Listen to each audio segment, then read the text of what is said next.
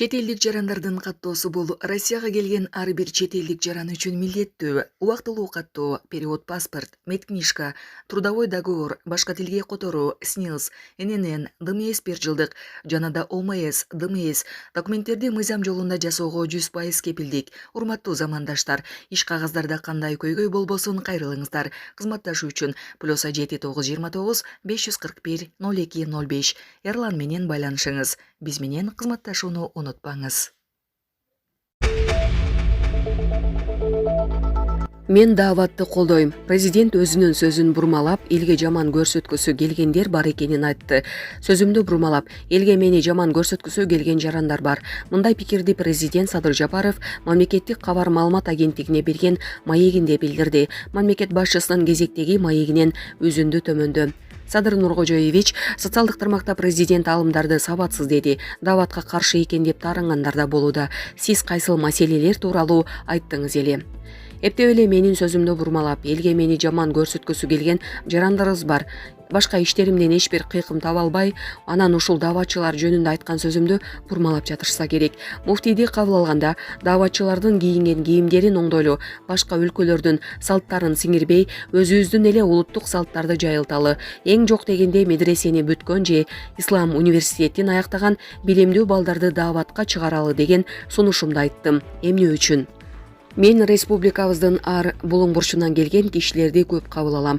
Өткөндө бир агайды кабыл алдым. Ал киши ушул дааватчылар жөнүндө кеп кылды. Биздин айылга 4-5 бала келип даават айтып жүрүшүптүр. Алба-далба болуп кийинип алышкан. Анысы аз келгенсип, кийимдери кир, жогорку билимдери жок. Болгону 11-класс билимдери гана бар экен. Сакалдары курсагына жеткен. Мен өзүм мугалиммин. Көп жыл мектеп директору болдум. Менин дин боюнча билимим алардыкынан жогору болуп чыкты. Анан ошолор мага акыл үйрөтөбү дейт. Аларды уят кылып кетирдим. Ошондой көрүнүштөрдү бир жолго салсаңыздар жакшы болот эле.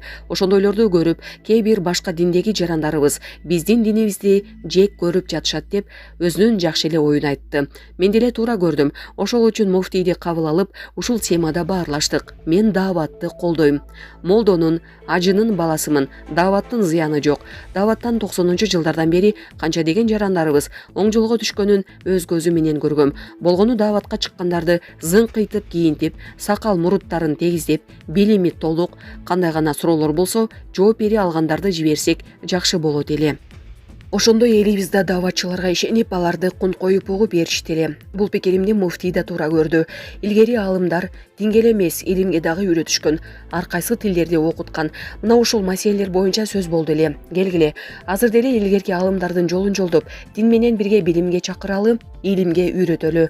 Белгилей кетсек, мамлекет башчысы 13 мартта жаңы шайланган муфтий Абдулазиз Закировду кабыл алып, динди жайылтууда исламдын салттуу баалуулуктарына туура келбеген айрым көрүнүштөргө тынчсыздануусун билдирүү менен салттуу ханафи мазхабын кармануу зарылчылыгына басым жасоого чакырган. Булак Супер Кежи.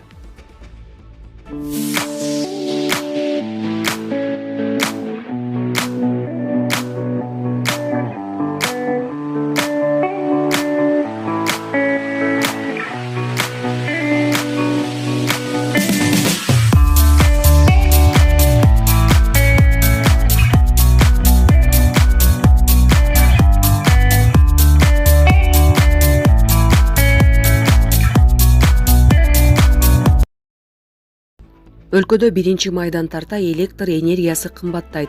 1 майдан тарта электр энергиясына болгон тарифти 10,8%га көтөрүү пландалууда. Бул тууралуу бүгүн 19 мартта энергетика министрлигинен билдирди.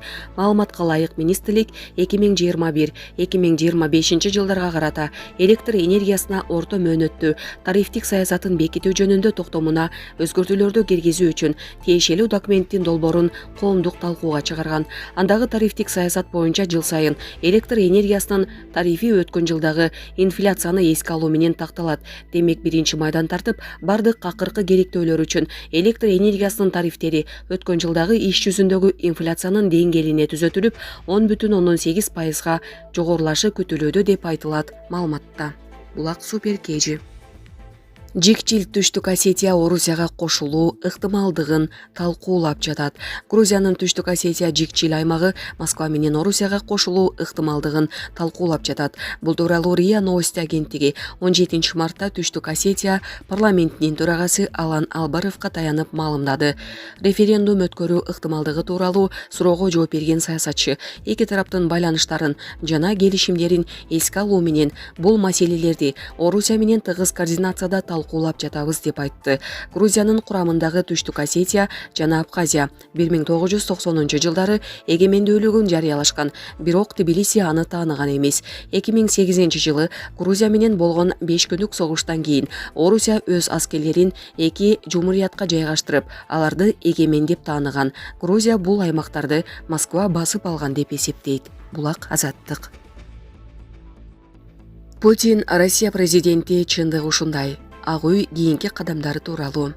Путин Россия президенти АКШ ушул реалдуулукка карап иш кылат. Бул тууралуу америкалык өлкө башчынын улуттук коопсуздук боюнча кеңешчиси Джейк Салливан айтканын РИА Новости жазды. Маалыматта мындай билдирүүсү менен ал АКШ администрациясынын шайлоодон кийин РФ лидеринин легитимдүүлүгүн таануудан баш тартуу мүмкүнчүлүгүн жокко чыгарганы айтылат. Путин Россиянын президенти экени бүгүнкү күндүн чындыгы. Украина боюнча маселеде биз ушул реалдуулуктун алкагында иштөөгө аргасызбыз. Иштей беребиз. Бирок бул реалдуулук Россиядагы шайлоо эркиндиктин жана демократиянын критерийлерине жооп берген жок деп оюздан кайттырбайт, деген Салливан Ак үйдөгү брифингде.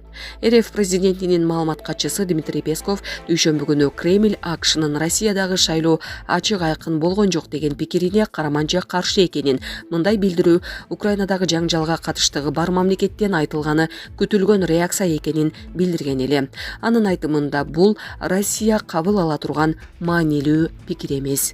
Булак Назар Ньюс кежи. Түндүк Корея Жапон деңизин көздөй баллистикалык ракета учурду. Түндүк Корея 18 мартта Жапон деңизин көздөй бир нече баллистикалык ракета учурганын Түштүк Кореянын аскер кызматкерлерине таянып Reuters агенттиги билдирди. Бул күнү Түштүк Кореяга иш сапар менен АКШнын мамлекеттик катчысы Энтони Блинкен барган. Ал Сеулда 3-чү демократия саммитине катышат. Кошмо Штаттардын мамлекеттик департаменти Пхеньянды айыптаган билдирүү таратты.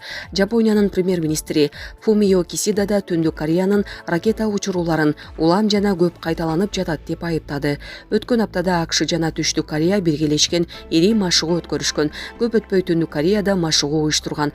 Пхеньян Вашингтон менен Сеулдун аракетин ага кол салууга даярдык катары баалоодо. Сеул коргоо максатын гана көздөй турганын айтып келет. Булак Азаттык.